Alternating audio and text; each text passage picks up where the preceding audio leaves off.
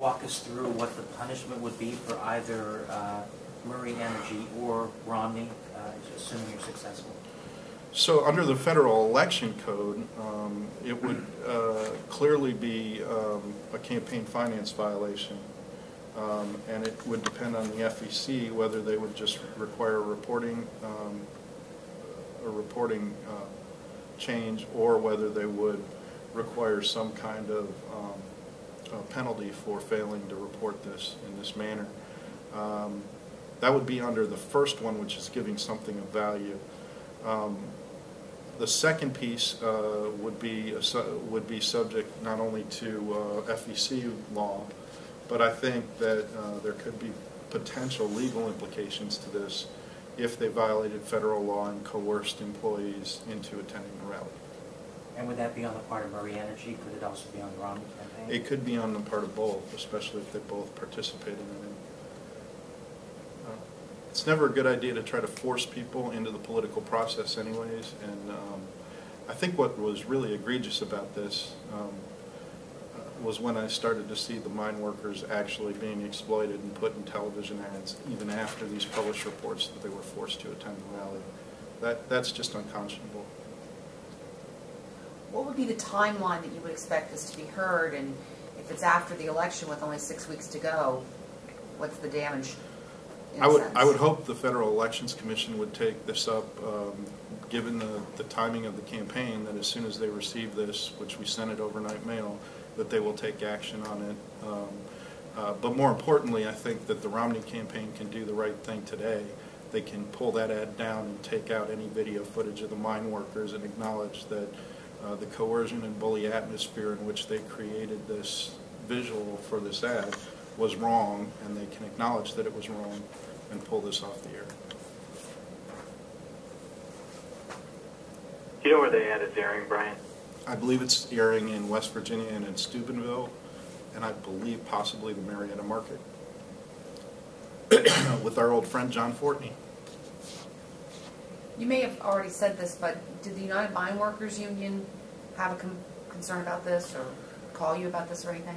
The Mine Workers Union, I don't think, is endorsed either way in the election.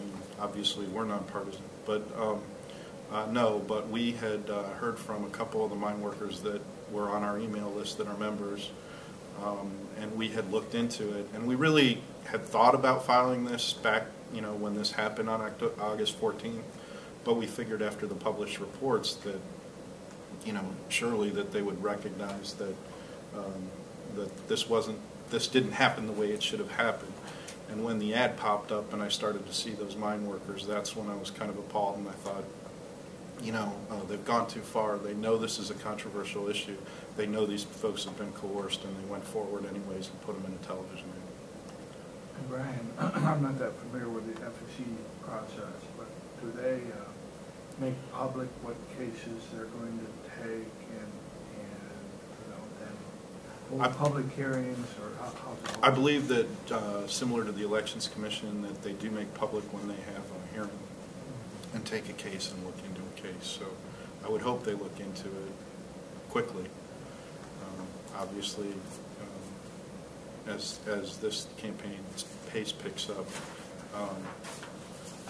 I would say we've all learned this year that common sense and sort of decorum on these things have kind of flown by the wayside, even when you think something has been exposed for what it was, which was the exploitation of workers in this case, or some workers in this case. They still chose to ignore it and use the video footage.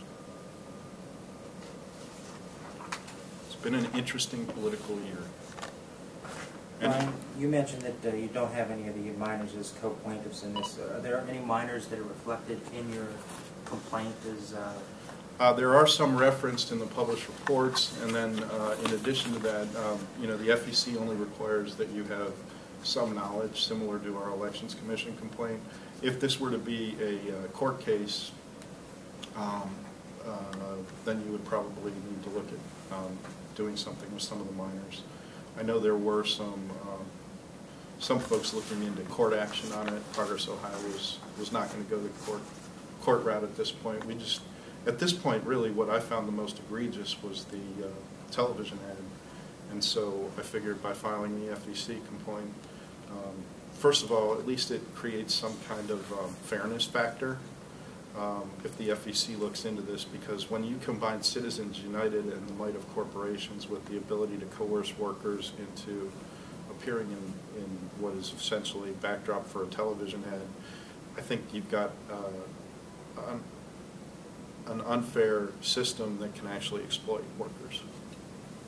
So I think the Romney campaign can take care of a lot of this right now by pulling that ad and pulling out any video footage of the mine workers, because, you know, in order to be able to do this, you'd have to go through and see every single mine worker, were they there on their own, of their own volition or not, because of the way this was done, and that would take an extremely difficult amount of time. So the best thing for the Romney campaign is just pull the ad and or reconstitute the ad without video footage. And is that something they have to do voluntarily? Does your complaint request that the ad be ordered? I think the FEC could the FEC ruling could put pressure on them to do that, but this is more of an elections commission complaint that would basically deal with campaign finance.